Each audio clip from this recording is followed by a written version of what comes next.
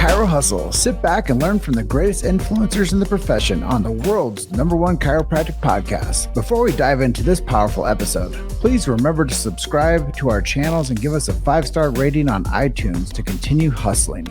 This episode is brought to you by Chiro HD, Evo Creative Media, 100% Chiropractic, Chiro Health USA, Imaging Services, Chiro Moguls, New Patients in a Box, Pure Chiro Notes, Titronics, Sherman College of Chiropractic, Life Chiropractic College West, Pro Hockey Chiros, Pro Baseball Chiros, and the IFCO. You can benefit from our full list of sponsors by visiting our sponsor page at chirohustle.com/sponsors. Links in the description. Now let's hustle. Hey guys, welcome to episode 600 of the Chiro Hustle podcast. I'm your producer, Luke Millette, and here's your host, James Chester. So today we had the opportunity of interviewing Dr. Josh Young, and if you want to understand chiropractic and living life without fear, stay tuned for the full episode.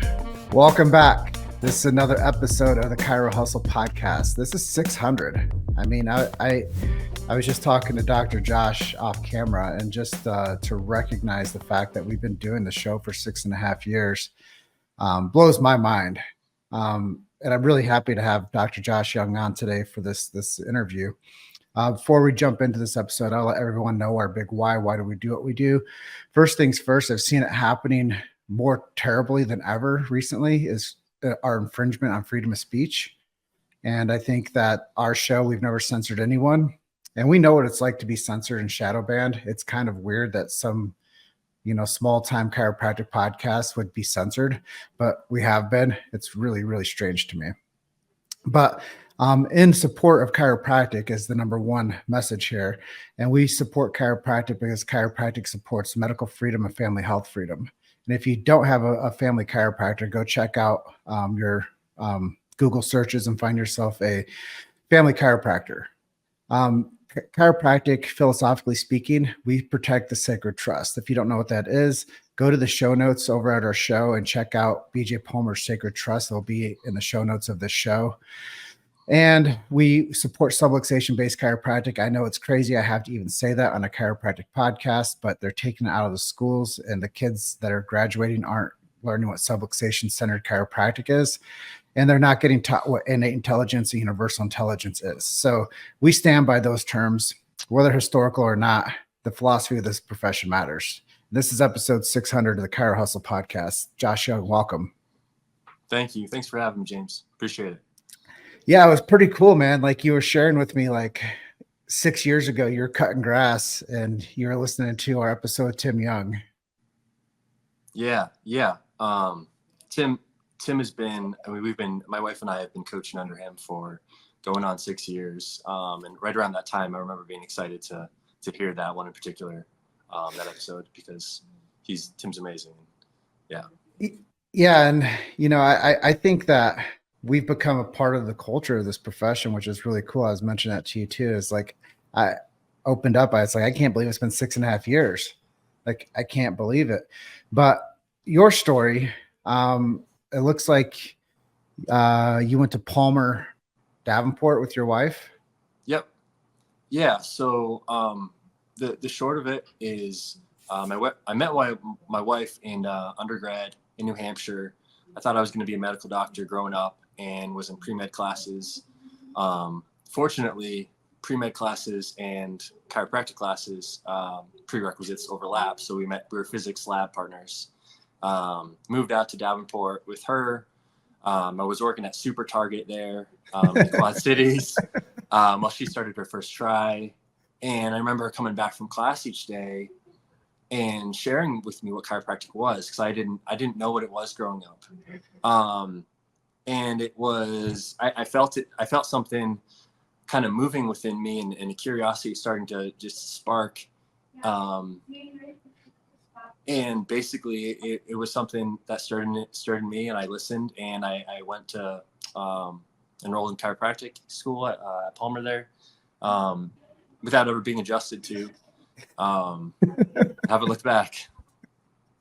So off camera, we were talking about your history within like the medical world, and you said you come from a large family of medical doctors. Yeah, I think I lose count. I want to say 10. Like it was that way of thinking about our health and how we take care of ourselves was all I knew growing up. But I spent a lot of time in nature, and so I always kind of was looking at like patterns of things and understanding that we're a part of nature as well. So there was always the pieces there, but it was lacking that spark of kind of everything coming together and what chiropractic was. And that's when my wife started sharing that in first try there. That's when it all came together, and I was like, that's exactly what I want to do. I just didn't know that it was a thing. So talk to me about your journey then. You're go to Palmer, you're working at Super Target. I'm from Davenport, so like it all resonates with me. Yeah. So before that, and it was one of those perfect things where I think the right things happen at the right time for us, because I wasn't very happy, working at Target. I was working in the meat department, putting price tags on meat in the freezer at 4:30 a.m. It was dark out. It's just like, this kind of sucks. And so I was looking for something more, and then something more found me.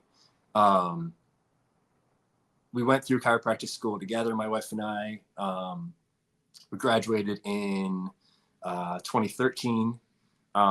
We were associates together actually for about a year, and then opened up in Crystal Lake, Illinois, in 2014. So it'll be 10 years this spring. So a decade in practice. Can you believe it?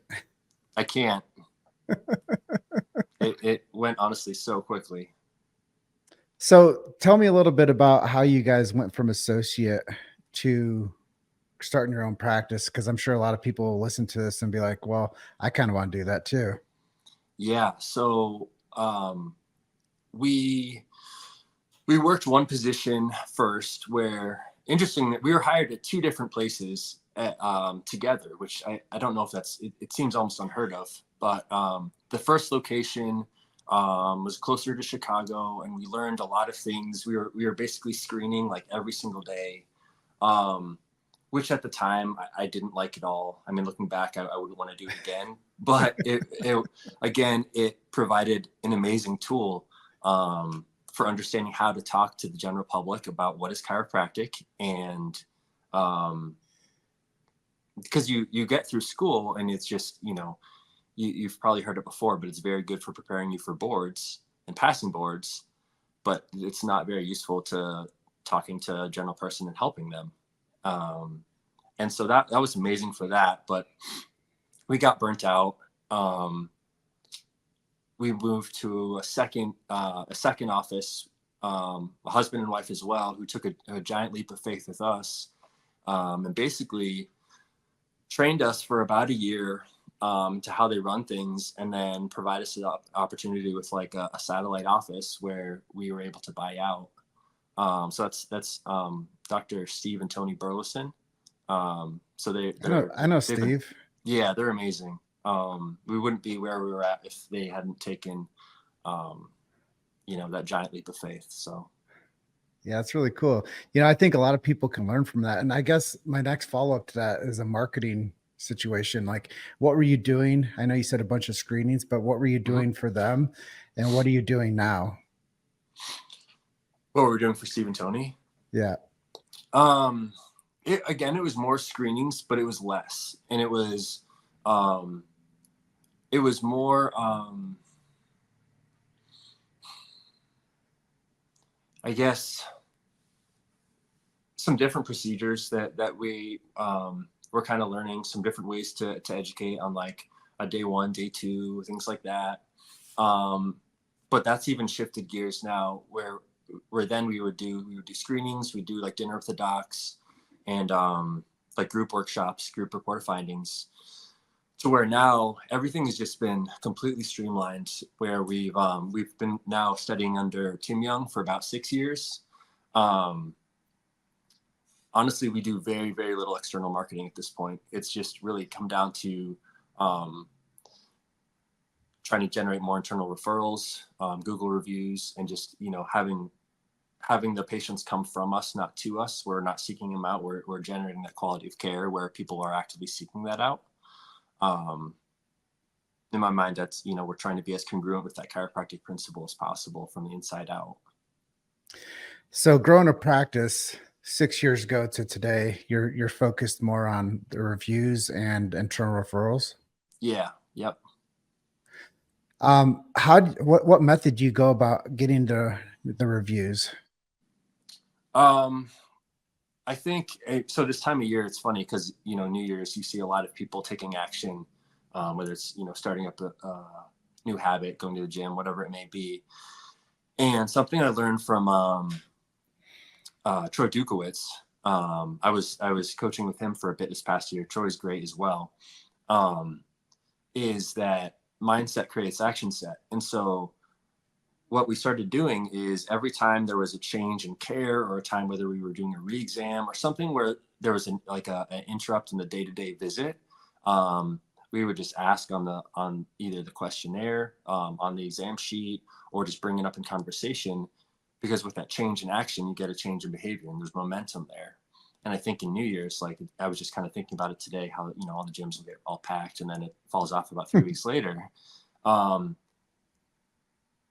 of the things I learned from Troy is called a reflect and project. And so you kind of reflect where you're at, you create that mindset, and then you have a plan for it. And I think a lot of people don't recognize on January 1st, they're doing a reflect and project. They just don't know that they're doing it. And that's why they'll fall off, because they don't continue to understand where they're at and have a plan for it. So how do you explain to somebody when they're actually feeling good and why they should continue on with care? Because I'm sure that there's like that type of triage moment where somebody comes in, they're like, doc, my leg, or doc, my head, or doc, my arm, or doc, my back. And then you're like, all right, great. Well, we're going to start seeing you this frequency. And then all of a sudden, like, hey, doc, why am I here? Yeah.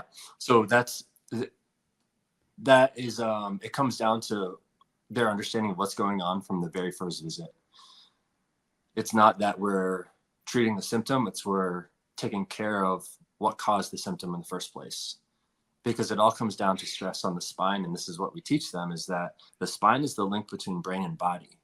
And so by the time we have symptoms, we've reached that boiling point. But if we continue to support that, it allows us to help you to not just have it not come back, but live the best quality of life you can. For somebody, it might mean you can sit with your grandson on the floor and pick him up. Like it's not about the sciatica. It's about what can you now do? So it's like flipping the script. Yeah, I think, because one of my favorite, I've quoted this a bunch of times on our show, but one of my favorite all-time chiropractors, his name is Patrick Smith. And he would do his new patient orientation, and he would tell the patient that was in front of him, he ran a membership practice, and he would say, hi, my name's Dr. Patrick, and you're going to be my patient, and I'm going to be your doctor till one of us blows up. And I thought it was just always great, just because you guarantee that somebody's going to be committed to you for the rest of their life. And that's, I think, a really integral part of what chiropractors have to shift towards if we want to be that port of entry and that referral source, is we have to take care of people for 20 years, 30 years, and build those types of practices to, like you said, it comes a time when it's not where you want to be, is out doing screenings when you have a young family.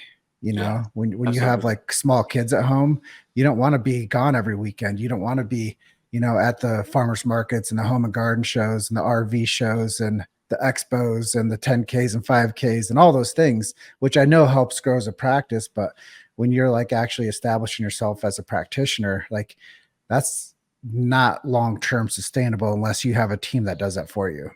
Yeah, absolutely. So talking about that, you mentioned that you wanted to talk about some miracles, and your miracle isn't the type where you're actually taking care of people, but it's the miracle of life. Yeah. So, we have 3 kids, and my wife wanted to have home births, and I was super on board. For our first one, some things happened where it didn't end up happening. So then going into our second child's birth, she really wanted to make that happen more than ever. And I guess the short of it is, as she progressed into labor and where we're at, the closest midwife we found that was a really good fit for us was over the border in Wisconsin. So for those of you who don't know, it was a little over an hour away. And so her labor was progressing, and I came to the realization that I didn't think the midwife was going to make it. And yeah, so there's a lot of things going on in my head at that point. And you just got called into action. Yeah. I mean, you're at the point. I remember being very scared for my wife. But at the same time, I wanted to respect what she wanted to do. I was afraid I might lose her. Cause you don't know. My mom is a nurse. She's an OB nurse. So she, you hear stories and whatnot, and it's hard not to be that way. At the same time, I had started coaching under Tim at that time, Tim Young, and Focus Foundations. And in that I had been really exposed to a lot of the green books. And I remember I was going through Life Without Fear, I think for the second time, by Fred Barge. It's probably my favorite green book. And so I was kind of starting to step into that world of faith, not fear, if you will, right? And so my wife's labor is progressing, and I remember there was a moment where I distinctly said a prayer, and I said, please, God, help me do whatever I need to do to help my wife have this baby. And at that moment, so it was May 3rd. It's also my great grandmother's birthday. And she was no longer with us at that time, but there was some kind of family tie. And at that moment, when I said that prayer, I felt the room was all of a sudden full, and I was no longer afraid. And the next thing I knew, I started coaching her through some of these contractions. I didn't know what I was saying. It was almost like I was like words were just passing through me and out my mouth. and next thing I knew, I caught our daughter before the midwife got there. And it was funny. I was sharing before the show, but at the time we had Saturday morning hours, and this was on a Friday. And I remember thinking, the next patient I adjust after I just delivered our daughter, it's going to get one hell of an adjustment. But that just kind of, as that all kind of happened, I spent some time with it and reflected. And really the miracle to me was, is something that I wish for everybody, the whole world, our patients, everybody, is that when we understand that chiropractic way of life, that there is an innate intelligence running through all of us, it provides such a sense of ease, and it's just a beautiful way to live. I call it a chiropractic lifestyle. And I think I hear the word congruent thrown around a lot, but truly being congruent in that means that we can be as powerful and in the life that we choose. I think it's really important that people understand what you just said. So I just want to touch on a couple key topics there. Congruency. It matters. The first time I heard the word used was Edwin Cordero, the president of Sherman College. And it was really a resonating moment for me, because I had to go and search what the word meant. There was a time where I was a bartender back in Davenport, Iowa, 16 years ago. And there was a guy named Michael Hogan who went on to be a chiropractor. Now he's got a wife that's a chiropractor, also similar story to yours. Tara Hogan's his wife. And now they have 5 kids, I think. But he was bartending with me, and he used to always talk to me about this word innate. And I'm like, dude, that word doesn't mean anything to me. It doesn't matter what you say it means. It just doesn't mean anything to me. It doesn't I don't understand it well enough to have meaning around it. And I think that that's where we go back to with chiropractic, is people can hear the word subluxation. People can hear the word miracle. People can hear the word congruency. But if they don't have a meaning to anchor that down with and associate it to something greater, then it doesn't matter how many times you tell them what a subluxation is. It rarely matters if somebody ever understands what innate is until they actually have to understand it. So when you were able to deliver your second baby, Yeah. like you saw what innate is. You saw like the birthing process of like universal intelligence and life force and like all these things that we talk about within chiropractic, not just like the pain and the dysfunction of life, but the life giving, the life providing, and like you said, living life without fear. Like if you were afraid, bro, and you had that moment, like it could have gone a completely different direction. Yeah. Well, I was afraid, but it was more like Innate kicked in. Yeah, Nate kicked in, and I wanted to do it that badly because I knew what my wife had wanted, and so it was like you're just taking that leap. You just got to go and do it. What a beautiful moment. So I guess at this point, like, I'm really curious, like I know you said you've been coaching with Tim Young, you did some work with the Burlesons, and you also coach with Dukowitz. Who have been some of your mentors or heroes, people that have really made an impact on you? I mean, you just listed off a couple of them. From the beginning, the Burlesons, if they hadn't done what they did, we wouldn't be where we are. So I'm forever grateful for them. I mean, Tim Young has been huge for us as well. Before we started coaching with him, we were living in like maybe a 900-foot rental, and now we've got like a whole little farm, and like we've got a bunch of horses and cows and chickens, and because we've embraced that's the kids like it and we like it, and so just our life is massively transformed through that vehicle of chiropractic and coaching under Tim. So we're forever grateful for him as well. My wife has been, I wouldn't be where I was if not for her. And I think, Amen. I think looking at that and thinking of that, the question, who are my heroes? And I mean this in the most like humble way, but I think at the end of the day, we have to be our own hero a little bit. When you look in the mirror, you have to love and appreciate yourself. And that's been something huge that Tim has taught me as well.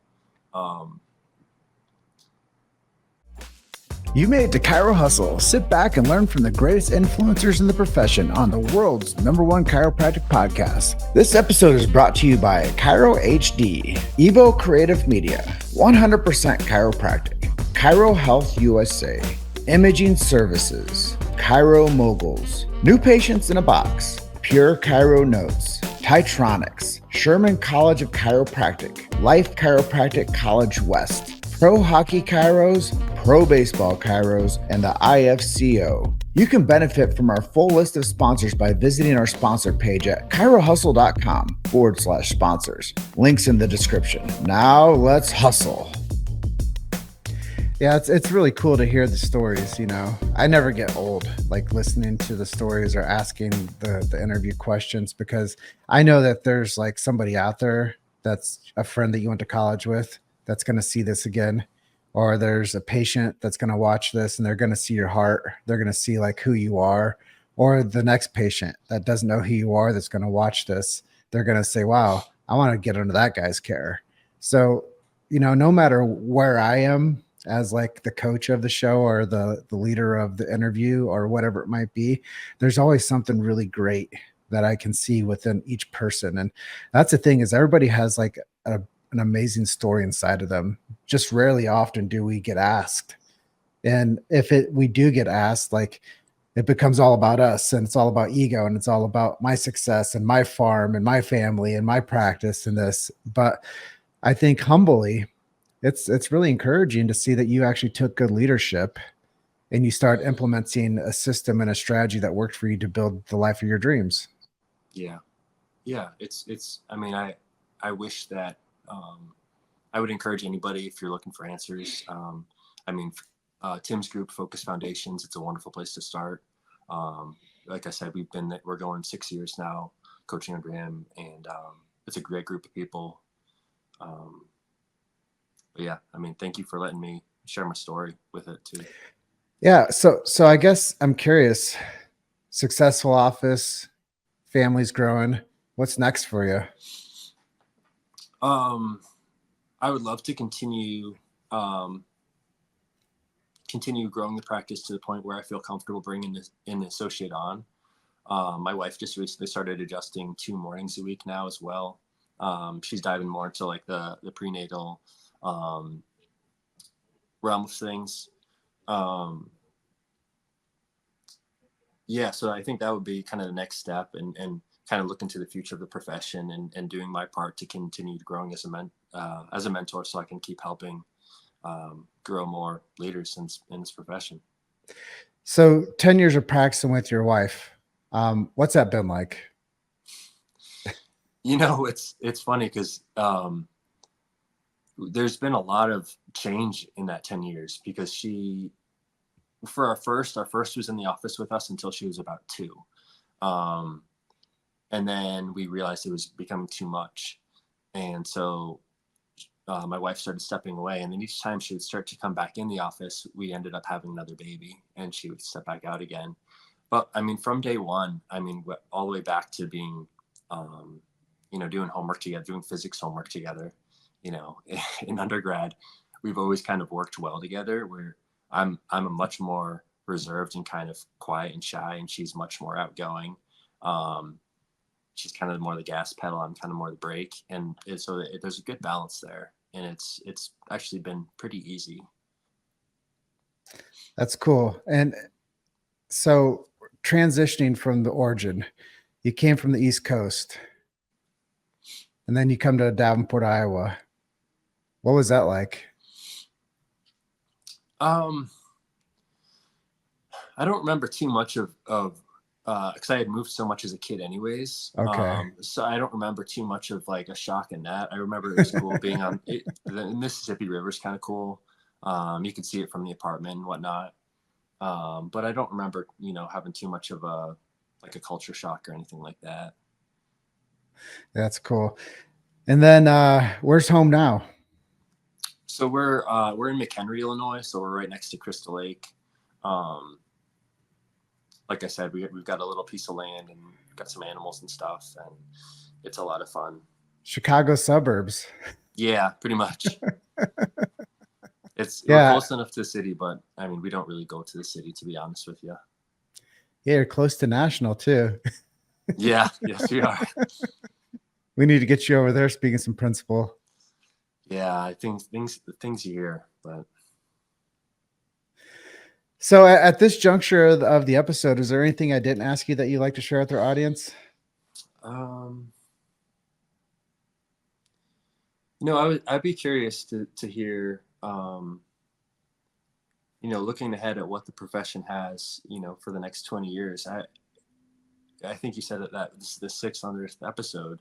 So I actually don't know anybody who's spoken to more chiropractors about their story and kind of what they've gone through than you. And I remember listening to some of your previous shows and being like, I wish that this would come up. Like, I would like to pick your brain a little bit and see what are your thoughts, because at this point, I think you're such a wonderful resource for the profession and for growth there.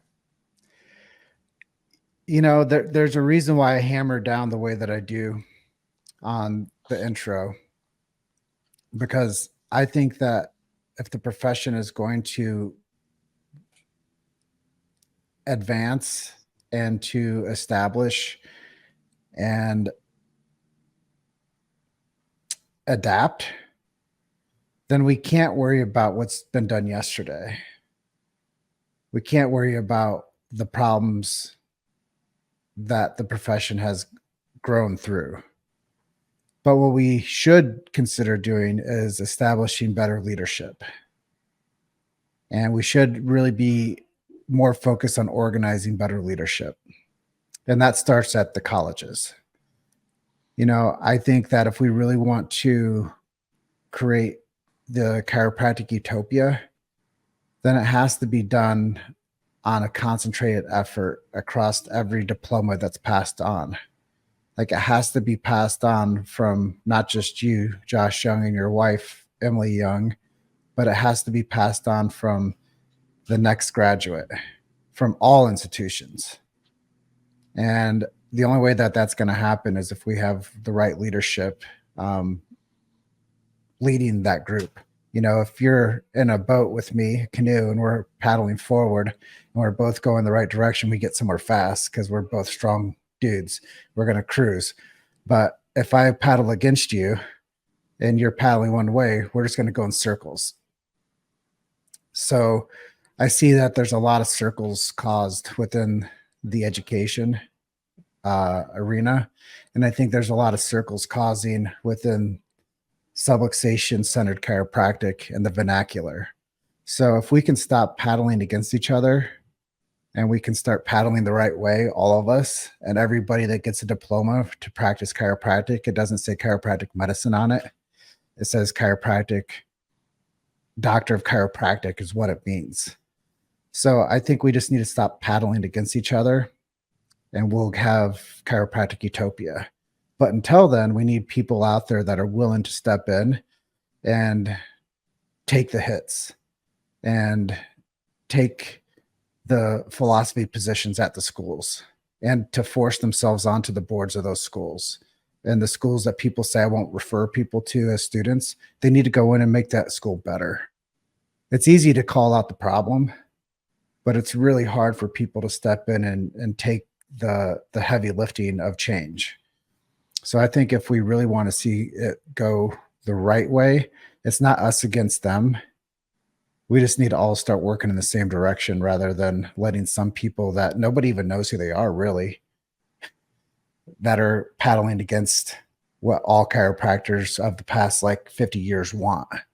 Now, the past 10 years, I think that that's where the trouble is, because I think that the schools have been bought and sold and that the education has gotten weaker. The adjusting techniques have gotten substandard. We just have kids that come out of college that pass boards. They don't know what philosophy is. If you asked them who Fred Barge was, they wouldn't know. If you asked them if BJ Palmer had a radio station, they wouldn't know. If you asked them anything historically about the profession, they wouldn't know. So I think that we're one generation away from a complete disaster. We're one generation away from a complete removal of chiropractic as what we know and love it to be. So if we don't strengthen it, then the people paddling the other direction might take it the wrong way. So it's going to take a lot of great leaders out there to say, you know what, I can't be comfortable in what I'm doing now. I have to go serve on the board of these institutions and start paddling the right way, because this is what matters. And as a whole, I think chiropractic globally, we have a massive impact in Latin America right now. If I talk to most chiropractors in the States that have a Hispanic culture, they love those patients because they all pay cash. They don't care about health insurance because they don't have it. And they know that chiropractic makes them healthy and their family's healthy. So they refer in the whole clan. They bring everybody in.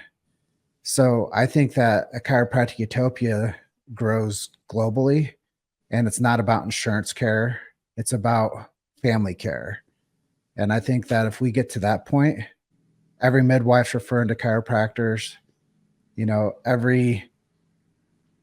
back in the day, we had to go to the gas station, ask for directions.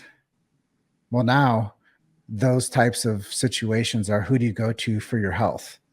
And I think that we did open up Pandora's box the past 3 years, and we saw what was released. And what we're seeing now is the ramifications of people being scared. They're sicker than ever, and they don't know where to go or who to trust. And I think that if chiropractic really wants to anchor down and be the port of entry for people's health needs, then they're going to have to get really clear with leadership and direction, and not throwing the baby out with the bathwater when it comes to the historical context of the languaging of what chiropractors say, what they believe in, and how they promote the profession. And I think it's going to take a lot of integrity to go in and cut out the bad parts to make a better future. But I think it's possible. But I think if the next 20 years we don't do that, then we're going to have a profession that you're not going to be proud of.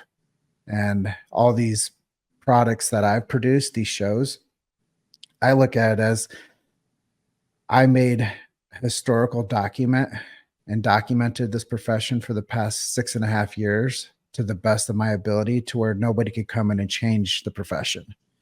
So if somebody ever came and said, no, it's this way, and I'll go, no, you can go back and listen to 1,300 interviews I've done over the past 6.5 years. And chiropractors say that's what chiropractic is, not what you guys say it is.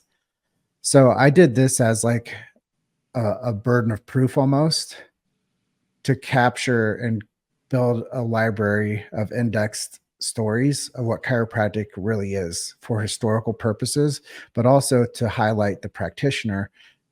And I think if we're ever going to win the next 2 decades, we have to do it through the next graduate.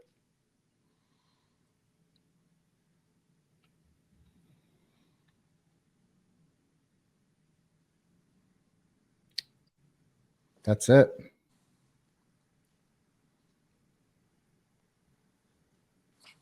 Lots of truth there. Oh, yeah. And I think that no matter what anybody thinks, chiropractic saves lives. It changes families. It changes the dynamic of, I don't even know if it belongs in the health world. Chiropractic just restores life. Chiropractic is a practice of life. Chiropractic has had to try to fit into this model of the health and wellness world, when chiropractic just restores life. We've had to try to identify the profession into something, when all it does is restores life. Like where there wasn't life, it gives life. But we want to fit into the health, I don't know, like the health world. Chiropractic is like light years beyond all of the health world. Like it doesn't add anything extra to the body. It just removes interference. So simple. And everybody wants to take that part of chiropractic and make it theirs. I've seen that happening time and time again. The whole wellness revolution, all they did is took chiropractic philosophy and branded it into their pharmacy. All they did is took the chiropractic philosophy and branded it into every other medical provider out there. And it's just, they chopped chiropractic. They took it into, like, they stole it, they chopped it up, and then they went and distributed it out there and said, hey, this is what we believe in too. But really, it's been chiropractors for the past 127 years that have been promoting that same message time and time again. Now we just have chiropractic that try to fit into the healthcare world when it never belonged in the healthcare world. Yeah. It's a life-giving profession. I think it's hard. The challenge is that we, as humans, we want to organize to understand, right? And maybe it's the closest fit. I'll say even as challenging as the last several years have been, are we allowed to say COVID on air? Sure. Yeah. Okay. With all that, I thought it was so interesting that was the first time that I'd been in, like, where people would actively, and actually some people still do, will still get tested while they're asymptomatic, which is like the whole thing we're asking patients to do from the beginning, was to understand that health is more than how we look, or how we look one way, or if we feel one way. If we look fine, we feel fine, we must be healthy, right? And I found it so interesting that everybody was so quick all of a sudden to just think of that differently. Like, oh, well, I felt fine, but I tested positive. But there's a little bit of a silver lining there too, because it shows what's possible. And, if the entire world can be transformed within, gosh, how fast did that happen? Weeks? There's always potential for that utopia, I guess. Well, we've also seen it rear its ugly head. And now we have like an understanding of how chiropractic can be the solution. Yeah. And I've also thought that, a lot of practices that didn't have their integrity went down, but the ones that did got busier. And I think that when people have good leadership, back to leadership, when the leadership is strong,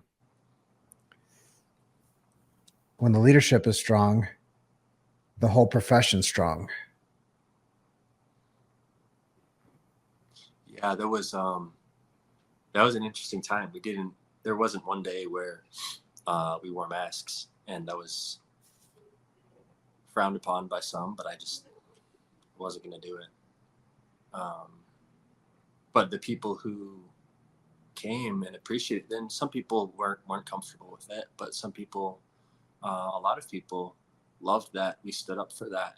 And to be honest with you, even the businesses now, like where we take my kids for gymnastics, we started going there because it was a place that didn't enforce that whole thing. Yeah, congruency, right? Yes. And that's just where we're at with the world right now, is people will go to where it's better for their families, and people will go where it makes them feel like there's freedom. Yeah. And that, if I could share one other thing for somebody listening, I think so often, like if we're in a position where we're looking for what's next for ourselves or for our practice, the message, the idea is that our life comes from us, not to us.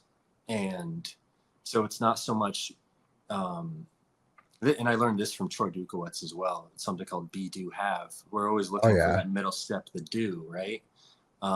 So we want to do something. What's the quick step? What's the quick solution to have this result? When before all that, who do we have to become where the do becomes natural, where it becomes innate? And that's, again, back to congruency.